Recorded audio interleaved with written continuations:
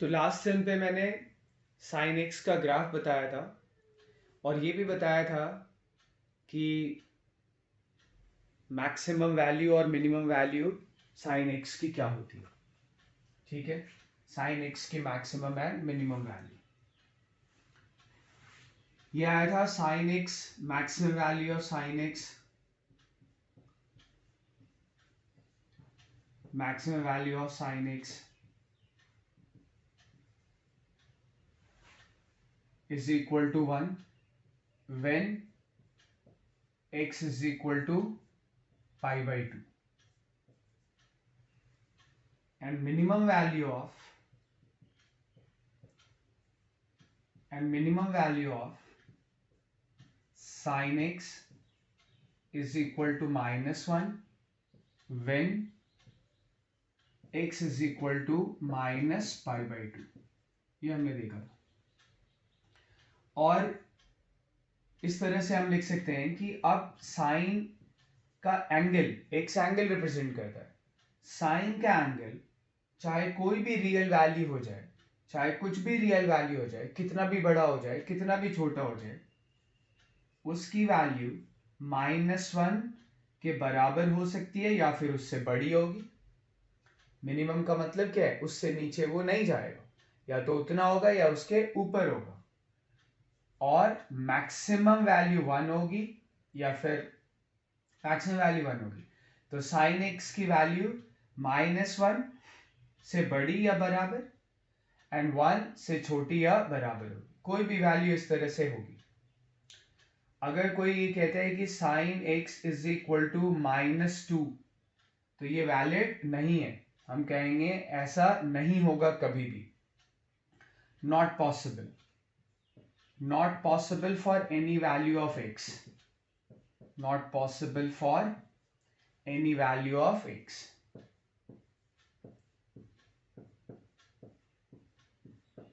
Not possible for any value of x.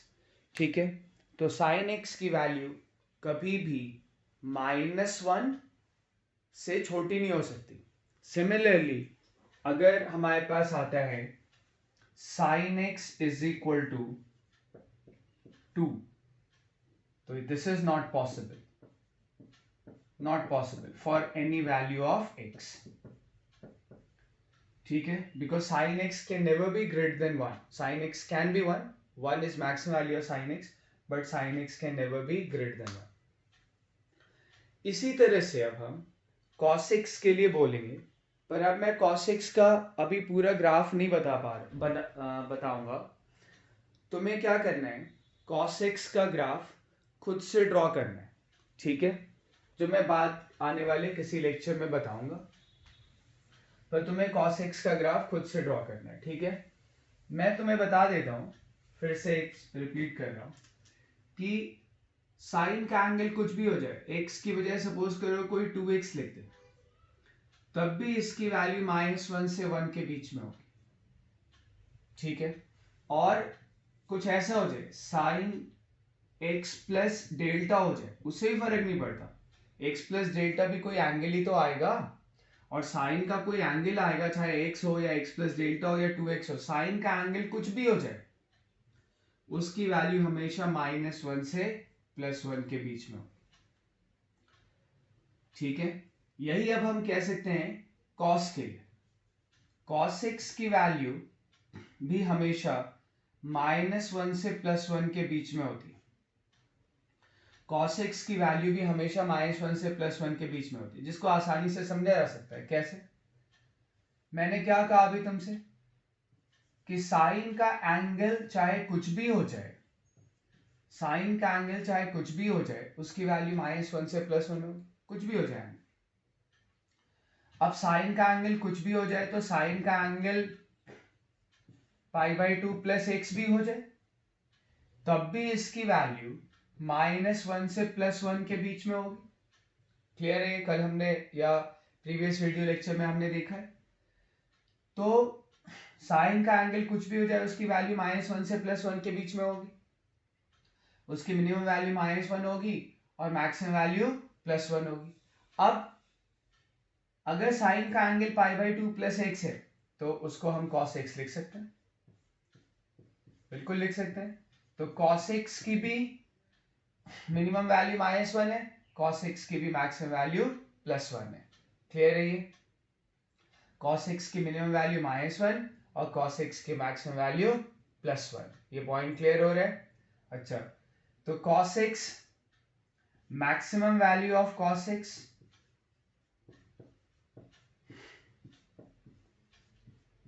Is equal to 1। Clear है ये? Maximum value of cos x is equal to 1 कब होता है? At x is equal to 0, x equal to 0 पे। And minimum value of cos x, वो होता है -1। -1 कब हो सकता है? हम कह सकते हैं at x is equal to पाई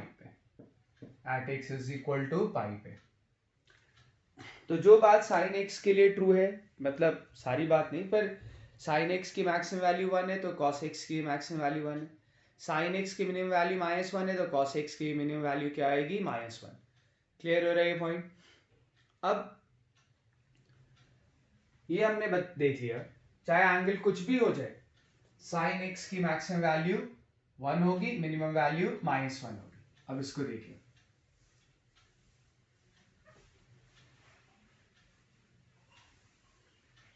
देखें इसको इस तरह से। सपोज करो y इज इक्वल टू है 5 sin x, y is equal to है 5 sin x, और अगर y is equal to 5 sin x है, ठीक है, y is equal to 5 sin x है अगर, तो मुझे y की मैक्सिमम और मिनिमम वैल्यू निकालनी है। Find the maximum if question है ये, y is equal to 5 sin x, if y is equal to 5 sin x, then find the maximum and minimum value of y। देखें इधर एक question इस तरह से, if y is equal to 5 sin x, then find the maximum and minimum value of y।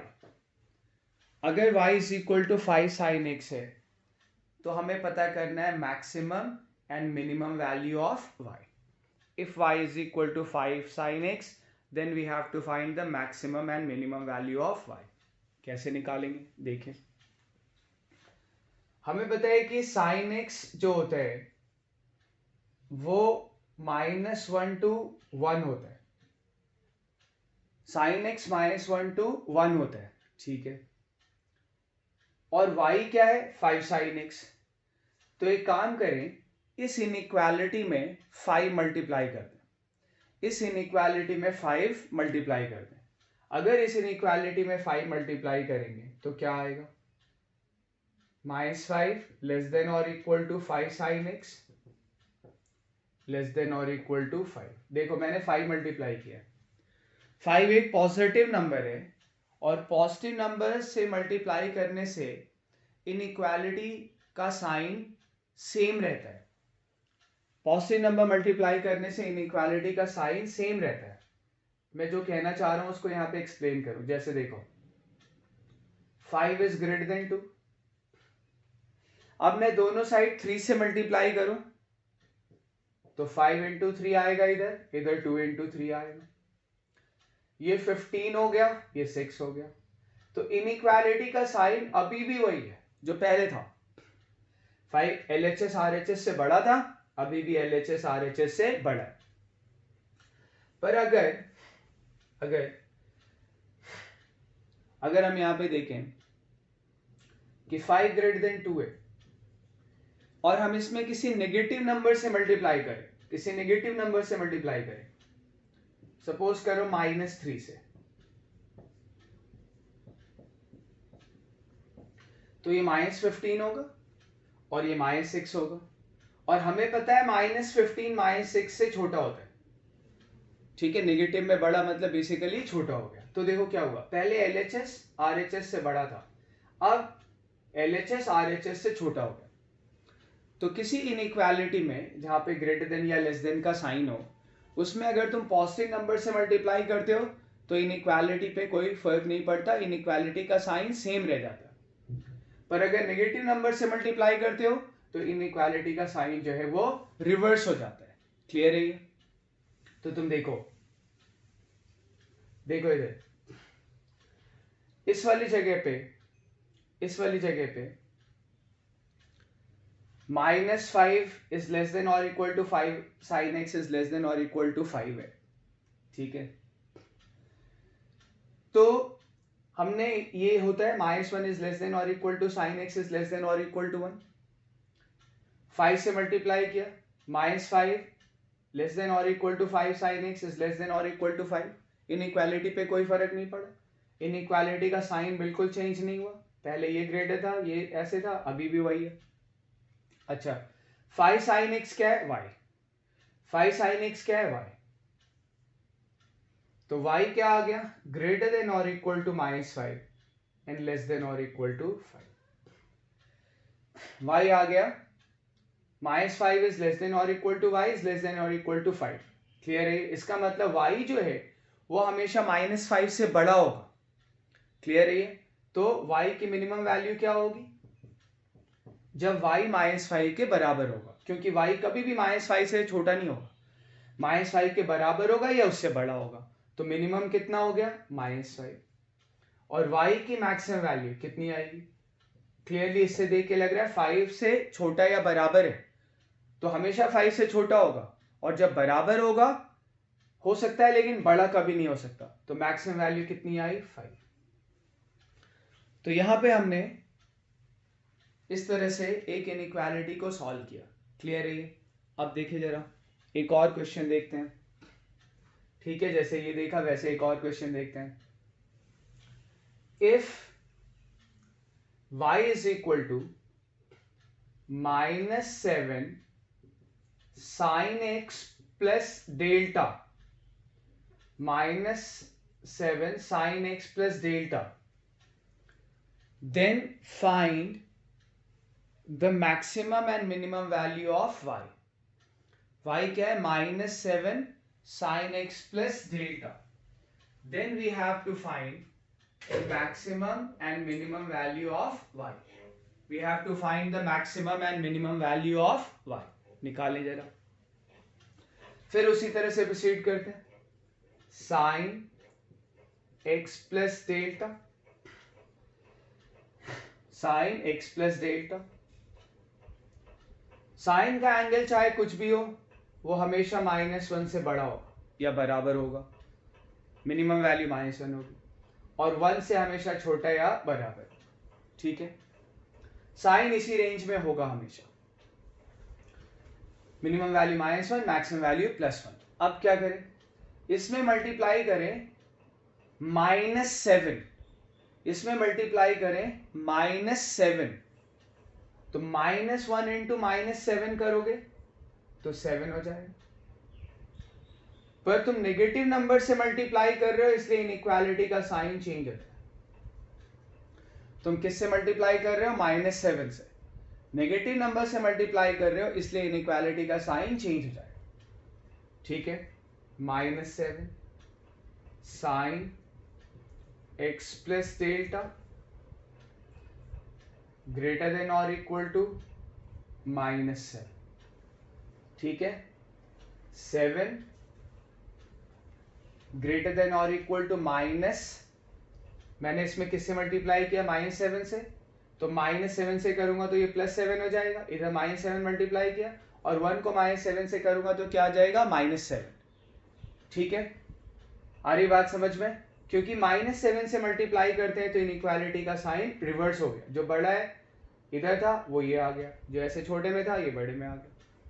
Clear है? इसको देख के क्या पता चलता है? देखिए जरा 7 ग्रेटर देन और इक्वल टू, ये दरअसल क्या है हमारा y. 7 is greater than or equal to y is greater than or equal to -7 is greater than or equal to -7. Clear हो रहा है? आ रही बात समझ में? और अब तुम देखो कि y जो है लेस देन है 7 से और ग्रेटर देन है -7 से. इसको ऐसे लिख लो, y ग्रेटर देन और इक्वल टू है -7 से एंड लेस देन और इक्वल टू है +7 के.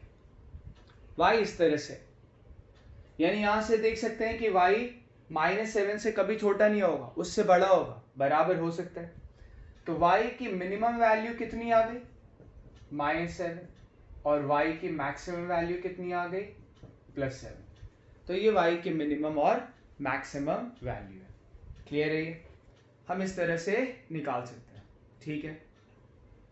अब मैं तुम्हें इसमें एक इंपॉर्टेंट बात बताने जा रहा हूं. वो तुम देखो अच्छे से. साइन का एंगल कुछ भी हो, उसकी वैल्यू -1 से 1 के बीच में होगी. मैं क्या कह रहा हूं, अब हमें लेना है y इज इक्वल टू, ये क्वेश्चन नहीं है, इसको तो तुम थ्योरी की तरह देख लो. y is equal to a sin x plus b cos x. y is equal to a sin x plus b cos x. y is equal to a sin x plus b cos x. समझ आ रहा है? और y अगर a sin x plus b cos x है तो तुम देखो हमें y की मिनिमम और मैक्सिमम वैल्यू निकालनी है. क्लियर है ये बात? समझ पा रहे हो? a और b क्या है? कुछ नंबर होंगे, जैसे हो सकता है a 5 हो और b 2 हो. समझ आ रही है बात? जैसे तुम देखो, जैसे मैं तुम्हें पहले इस तरह से बताता हूं. सपोज करो मुझे y is equal to sine x plus cos x की मैक्सिमम वैल्यू निकालनी. y is equal to sine x plus cos x की मैक्सिमम वैल्यू निकालनी. तो तुम शायद ये सोच रहे होगे कि भाई साइन की मैक्सिमम वैल्यू 1 होती है, कॉस की मैक्सिमम वैल्यू 1 होती है, तो दोनों की वैल्यू 1 होती है मैक्सिमम, तो 1 + 1 करेंगे 2 आ जाएगा. ठीक है. मुझे y की मैक्सिमम वैल्यू निकालनी है, तो तुम ये सोच रहे हो शायद कि साइन x की मैक्सिमम वैल्यू 1 है, कॉस x की मैक्सिमम वैल्यू 1 है, तो ओवरऑल y की मैक्सिमम वैल्यू क्या आ जाएगी? 1 + 1 2. पर ऐसा नहीं है. क्यों नहीं है ऐसा? क्योंकि भाई ठीक है, साइन x की मैक्सिमम वैल्यू 1 होती है. कब होती है? जब हम x इज इक्वल टू कितना ले लें? π/2. जब हम x इज इक्वल टू कितना कंसिडर कर लें? π/2. ठीक है. तो जरा यहाँ पे x इज इक्वल टू π/2 रखें, कुछ एंगल तो रखोगे, क्या आएगा? दोनों का एंगल सेम है, तो तुम्हें दोनों का सेम एंगल रखना पड़ेगा. π/2 90 डिग्री को बोलते हैं, प्लस कॉस π/2. क्लियर है ये? अब तुम यहां पे देखो y is equal to sine π/2. Clear है ये? साइन π/2 1 होता है, साइन 90 1 होता है, पर cos π/2 यानी cos 90 कितना होता है? 0. तो y की वैल्यू कितनी आ गई? 1 आ गई. भाई तुमने ये सही सोचा कि sin x की मैक्सिमम वैल्यू 1 होती है, ये भी सही सोचा कि cos x की मैक्सिमम वैल्यू 1 होती है, पर ये सही नहीं सोचा कि y की मैक्सिमम वैल्यू 2 आ जाएगी. क्यों? क्योंकि अगर तुम sin x 1 लोगे यानी तुम x इज इक्वल टू π/2 ले रहे हो, और अगर तुम cos x को 1 लेते हो तो इसका मतलब तुम x is equal to sin x को अगर तुम 1 लोगे तो इसका मतलब तुम x इज इक्वल टू क्या ले रहे हो? π/2. और अगर तुम x इज इक्वल टू π/2 लोगे तो cos 1 होगा ही नहीं, cos 0 हो जाएगा. वैसे अगर तुम सोचते हो कि cos की मैक्सिमम वैल्यू 1 होती है, तो कब होती है भाई? cos की मैक्सिमम वैल्यू 1 होती है at x is equal to π/2. at x is equal to 0. cos की मैक्सिमम वैल्यू कितनी होती है? 1. तो एंगल x बराबर 0 लोगे। अच्छा दोनों का एंगल सेम है, ऐसा तो है नहीं इसके लिए कुछ और वैल्यू ले लो x के, इसके लिए कुछ और ले लो। दोनों का एंगल x है तो x की एक वैल्यू डालोगे तो दोनों के लिए एंगल क्या आ जाएगा, सेम। y क्या आया, y आया sin 0 प्लस cos 0। sin 0 कितना होता है, sin 0 होता है 0। cos 0 कितना होता है 1। अगेन y की वैल्यू कितनी आ गई 1। यानी y जो है उसकी मैक्सिमम वैल्यू अभी तक तो 2 नहीं आई है। और ये सोचना भी गलत है कि sin की मैक्सिमम वैल्यू 1 है, cos की मैक्सिमम वैल्यू 1 है, इसलिए y की मैक्सिमम वैल्यू 2 हो जाएगी। ये गलत है। क्यों? क्योंकि sin और cos दोनों की मैक्सिमम वैल्यू 1 जरूर है, पर दोनों एक साथ 1 नहीं हो रहे। दोनों एक साथ 1 नहीं हो रहे। दोनों अगर एक साथ 1 होते तो फिर ठीक है, फिर तो हम कह देते भाई एक की मैक्सिमम वैल्यू 1 है, दूसरे की 1 है, y की मैक्सिमम वैल्यू 2 आ जाएगी, पर दोनों एक साथ 1 नहीं हो रहे। ठीक है, इसकी मैक्सिमम वैल्यू निकालें कैसे, फिर सोचें कैसे इसकी मैक्सिमम वैल्यू। मुझे साइन की मैक्सिमम वैल्यू का पता है, मुझे कॉस की मैक्सिमम वैल्यू का पता है, पर दोनों एक साथ मैक्सिमम नहीं हो रहे। क्लियर है? ये दोनों एक साथ मैक्सिमम नहीं हो रहे तो तुम ये नहीं कह सकते ये 1 हो गया तो ये भी 1 हो गया, ये 1 हुआ तो ये 1 होगा ही, ये तो 0 हो जाएगा फिर। और ये 1 होगा तो ये 1 नहीं होगा, वो 0 हो जाएगा। तो निकाले कैसे? इसका एक तरीका होता है जनरल, जो इसका तरीका है, इसका जो जनरल तरीका है वो मैं तुम्हें लाइव क्लास में बताऊंगा। अभी बस मैं इस पर्टिकुलर क्वेश्चन को और इसके साथ एक और क्वेश्चन को सॉल्व करता हूँ। इसका जो जनरल तरीका है, मैं मंडे से लाइव क्लास शुरू करूंगा फिजिक्स की, तो मंडे से लाइव क्लास में मैं तुम्हें इसका एक जनरल मेथड बताऊंगा। अभी इस क्वेश्चन को सॉल्व कर लेता हूं। ठीक है, देखो साइन एक्स का कॉफिशिएंट कितना है, 1 बोल सकते हैं। कॉस एक्स का कॉफिशिएंट कितना है, 1। 1 इंटू कॉस एक्स होता है।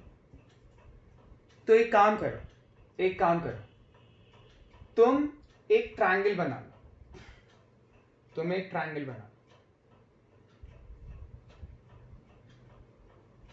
और इस एंगल को तुम डेल्टा बोल दो। तुम एक ट्रायंगल बना लो और इस एंगल को तुम डेल्टा बोल दो। क्लियर है? ये हमने इस एंगल को क्या बोल दिया, डेल्टा। ठीक है, और डेल्टा के लिए ये वाली साइड परपेंडिकुलर हो जाएगी ए बी वाली, और डेल्टा के लिए बीसी वाली साइड क्या हो जाएगी, बेस, और ये वाली ऑब्वियसली क्या हो जाएगी, हाइपोटेन्यूज। तो तुम क्या करो, जो कॉस का कॉफिशिएंट है 1 उसको तुम परपेंडिकुलर ले लो, यानी इस साइड की लेंथ तुम 1 ले लो, और जो साइन का कॉफिशिएंट है 1 उसको तुम बेस ले लो। हालांकि दोनों सेम है इसलिए कोई फर्क नहीं है, पर जनरल में हम ऐसे करेंगे। अब अगर तुम यहां से देखो तो अगर परपेंडिकुलर 1 है और बेस 1 है तो हाइपोटेन्यूज क्या आ जाएगा, √2। हाइपोटेन्यूज क्या आ जाएगा, √2। क्लियर है ये? ठीक है, ये तो तुम निकाल सकते हो। अब इसको तुम देखो, tan डेल्टा कितना आएगा, tan डेल्टा आएगा परपेंडिकुलर अपॉन बेस यानी 1/1, दैट इज 1। हमें पता है कि tan डेल्टा 1 कब होता है, जब डेल्टा 45 होता है। डेल्टा 45 को हम लोग क्या लिखते हैं, π/4। डेल्टा 45 को हम लोग क्या लिखते हैं, π/4। ठीक है, अगर tan डेल्टा 1 है तो डेल्टा 45 होगा, और 45 डिग्री को क्या लिखा जा सकता है, π/4। ठीक, इस वाले ट्रायंगल में एक दो काम और करें। कॉस डेल्टा देख लें क्या आ रहा है। कॉस डेल्टा होता है बेस अपॉन हाइपोटेन्यूज 1/√2।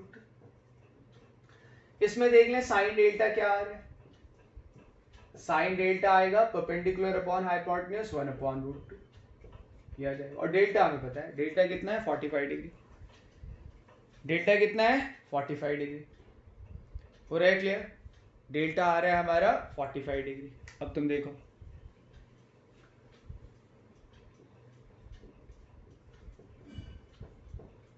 तुम क्या करो, जो हमारे पास y is equal to 1 into sine x plus 1 into cos x है, जहां पे साइन एक्स का कॉफिशिएंट 1 है और कॉस एक्स का कॉफिशिएंट 1 यहाँ दिया नहीं गया था, पर 1 हम मल्टीप्लाई तो कर ही सकते हैं ना, 1 से तो फर्क नहीं पड़ेगा। तो साइन एक्स का कॉफिशिएंट 1 भी है और कॉस एक्स का भी कॉफिशिएंट 1 है। तो तुमने एक ट्रायंगल बनाया यहाँ पे, इस ट्रायंगल को तुम √2 से डिवाइड कर दो, जो हाइपोटेन्यूज आया ना उससे डिवाइड कर दो। ट्रायंगल का हाइपोटेन्यूज कितना है? √2। ट्रायंगल का हाइपोटेन्यूज कितना है? √2। तुम इसको क्या करो? हाइपोटेन्यूज से डिवाइड कर दो। तो डिवाइड करोगे तो मल्टीप्लाई भी करना होगा, या दोनों साइड डिवाइड कर दो, इधर भी डिवाइड कर दो, इधर भी डिवाइड कर दो। 1 into sine x upon √2 plus 1 into cos x, दोनों साइड डिवाइड कर दी। LHS को भी √2 से डिवाइड कर दिया और RHS को भी √2 से डिवाइड कर दिया। अब अलग अलग करके लिख लें। y अपॉन √2, इसको मैं लिख सकता हूं 1 upon √2 into sine x plus 1 upon √2 into cos x, लिखा जा सकता है। ठीक है, अब देखो y is equal to y upon √2 is equal to, इसको ऐसे लिख लो साइन एक्स, बाद में 1 अपॉन √2 पहले तुम ऐसे लिख लो, कोई फर्क नहीं, plus cos x into 1 upon √2 लिख सकते हैं इसको, कोई फर्क नहीं पड़ रहा भाई, पहले बाद में लिखने से कोई फर्क तो पड़ता नहीं है, तो हम ऐसे इस तरह से इसको लिख सकते हैं। पॉइंट क्लियर हो रहा है? और अब तुम देखो इसमें क्या मैनिपुलेशन हम करेंगे। इसमें हम मैनिपुलेशन करेंगे, जैसे ही y अपॉन √2 लिख लें पहले, 1 अपॉन √2 क्या है? Cos delta, cos delta, sine के साथ कॉस वाला लिखो, साइन के साथ कॉस वाला लिखो, plus cos x into 1 upon √2, 1 upon √2 है साइन डेल्टा, कॉस के साथ साइन वाला लिखो, साइन के साथ कॉस वाला लिखो और कॉस के साथ कौन सा वाला लिखो? साइन वाला लिखो।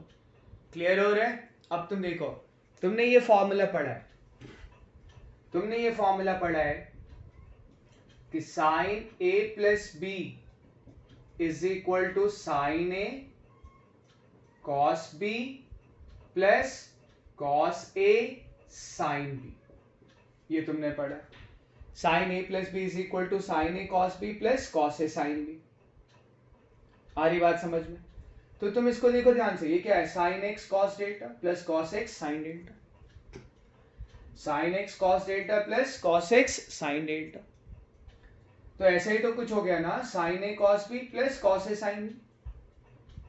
क्या लिख सकते हैं हम इसको? y upon √2 sine x cos delta plus cos x sine delta, sine A cos B plus cos A sine b, a is x b is delta, a is x b is delta. और जब ऐसा होता है तो हम a plus B लिखते हैं, इसको हम क्या लिखेंगे? इसको लिखेंगे साइन x प्लस डेल्टा, हम इसको लिखेंगे sine x plus delta. y क्या आ गया? y आ गया √2 sine x plus delta, y आ गया √2 sine x plus delta. Clear है ये? और अब जो पहले साइन और कॉस दोनों थे, अब हमने एक सिंगल साइन में कन्वर्ट कर लिया। तो तुम्हें समझ आ रहा होगा कि हमने इस तरह से ट्रायंगल क्यों बनाया, जिससे कि हम इसको एक सिंगल साइन में कन्वर्ट कर पाए। सिर्फ साइन रह गया, और सिर्फ साइन रह गया तो साइन एक्स प्लस डेल्टा, हमें पता है डेल्टा क्या है? डेल्टा है π/4। तो हमें पता है कि साइन एक्स प्लस डेल्टा की मिनिमम वैल्यू -1 होती है और मैक्सिमम वैल्यू कितनी होती है? +1। साइन एक्स प्लस डेल्टा की मिनिमम वैल्यू -1 होती है और मैक्सिमम वैल्यू क्या होती है? +1। क्लियर है? y हमें देखना है, y क्या है? √2 साइन एक्स प्लस डेल्टा। तो मैं क्या करूं? √2 मल्टीप्लाई करूं, तो -√2 इज लेस देन और equal to sine x plus delta is less than और इक्वल टू √2। ठीक है, √2 इसमें भी मल्टीप्लाई करेंगे, ये क्या है? What is this? This is y. तो क्या आ गया? Minus root two less than और equal to y is less than और equal to root two. Minus root two less than और equal to y is less than और equal to root two. और clearly तुम यहां से देखो कि अब मैं बोल सकता हूं बड़े आराम से कि y की मिनिमम वैल्यू कितनी आई? Minus root two. और y की मैक्सिमम वैल्यू कितनी आई? Plus root two. तो ये चीज तुम्हारे लिए नई थी, तो तुम इसको एक बार देख लेना, थोड़ा रेस्ट करना, फिर से एक बार देखना. क्लियर है ये? तो तुम्हें बात समझ आएगी. पर अभी मैंने एक बार बताया है, हो सकता है उतना ज्यादा तुम्हें क्लियर ना हो रहा हो सकता है तुम्हें उतना ज्यादा क्लियर ना हो रहा हो. मैं एक काम और करता हूँ, इसका जनरल तो मैं लाइव क्लास में बताऊंगा कि जनरल हम इसको कैसे प्रोसीड करेंगे. पर अभी मैं एक काम करता हूँ, एक और ऐसा ही एग्जाम्पल ले लेता हूँ, उससे तुम्हें थोड़ा और क्लियर होगा. ठीक है? पर तुम्हें 2-3 बार ये देखना पड़ेगा कि जिससे तुम्हें हर बात क्लियर हो जाए.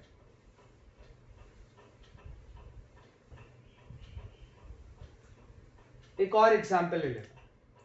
अब मैं लेता हूं y is equal to root three sine x plus cos x. y is equal to root three sine x plus cos x. ये ले लिया. ठीक है? अब इसमें साइन एक्स का कॉफिशिएंट क्या है? Root three. कॉस एक्स का कॉफिशिएंट क्या है? 1. साइन एक्स का कॉफिशिएंट रूट थ्री है और कॉस एक्स का कॉफिशिएंट 1 है. ठीक है? मुझे y की मैक्सिमम और मिनिमम वैल्यू निकालनी है. सबसे पहले मैं एक ट्रायंगल बनाऊंगा.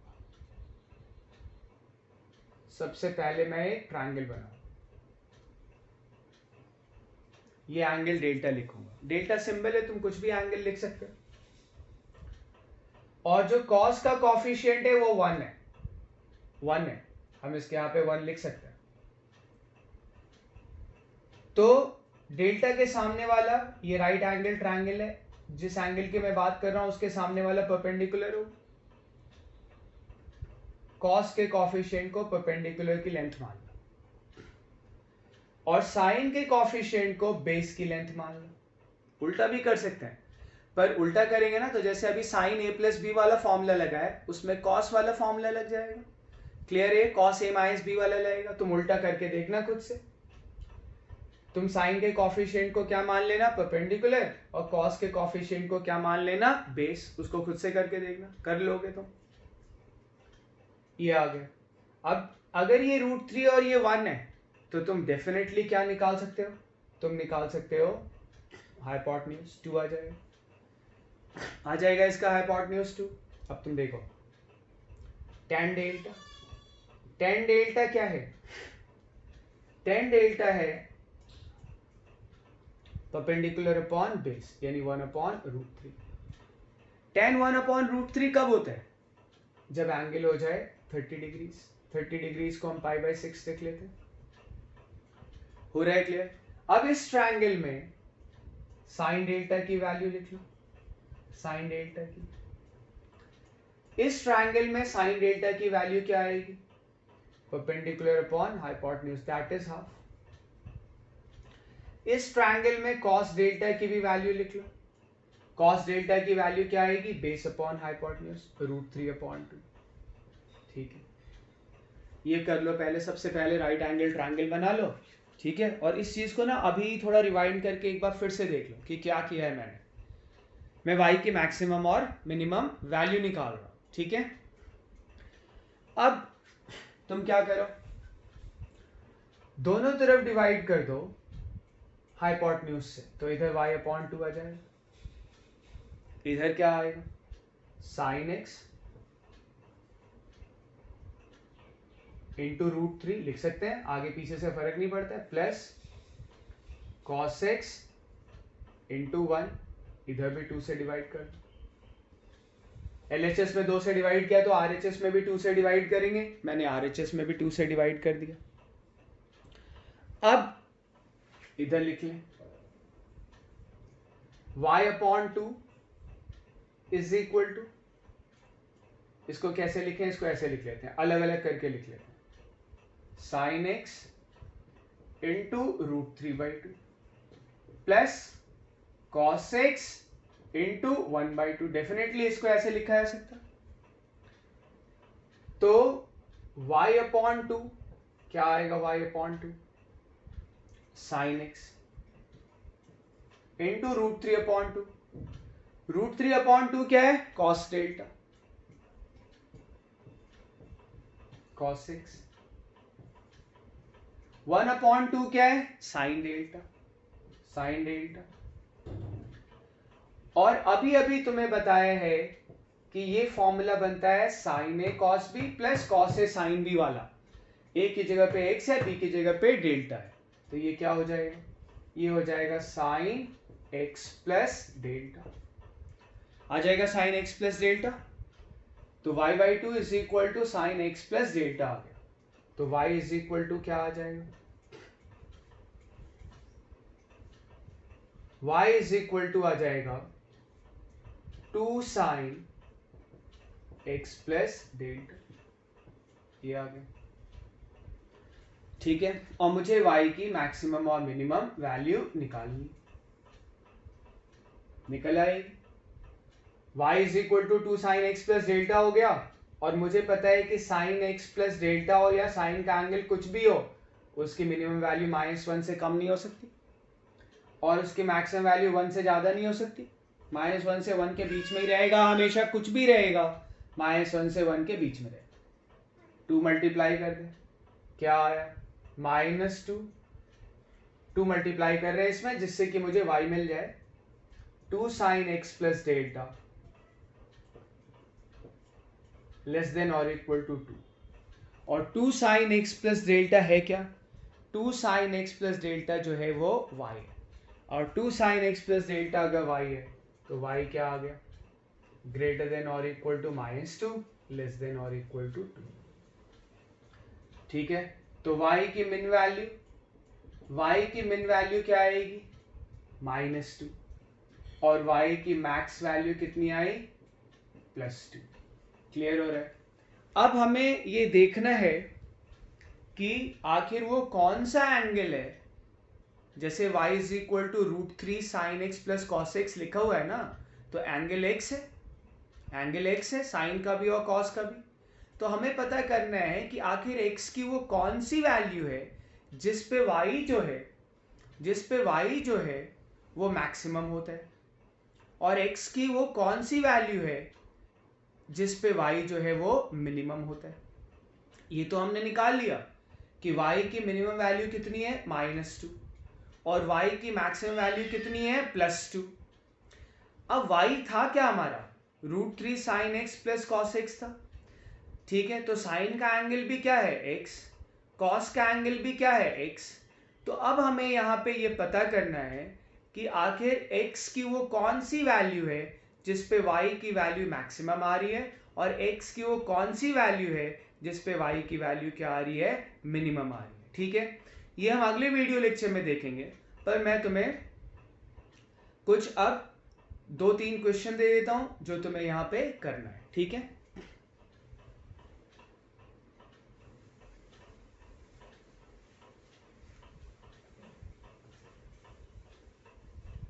Find the minimum and maximum value of y. Find the minimum and maximum value of y. First question, y is equal to -3/2 sine 3x plus pi/8.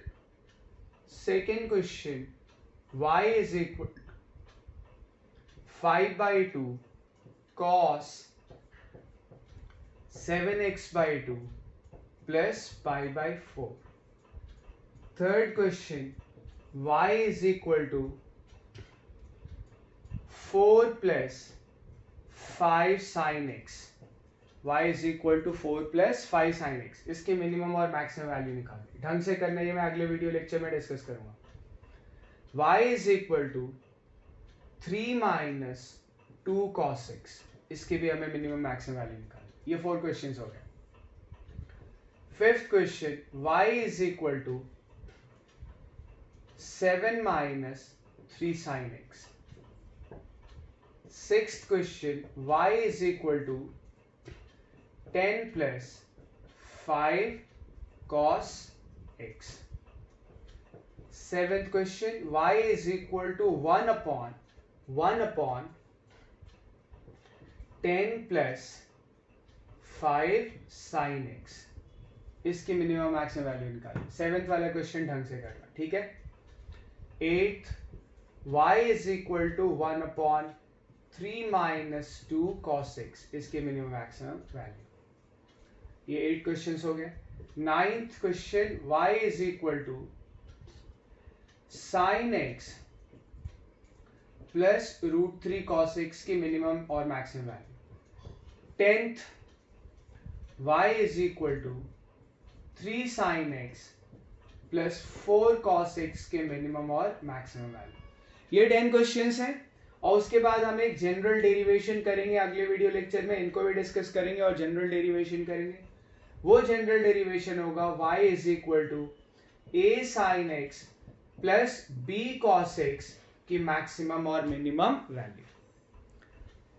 ठीक है, तुम खुद से भी कर सकते हो, हालांकि मैं ये कराऊंगा. और मंडे से फिजिक्स की अभी खाली लाइव क्लास जो है वो शुरू होगी अप्रोक्सीमेटली 40 मिनट्स की. ठीक है, ये होमवर्क कर लेना. अगली क्लास अब मंडे को.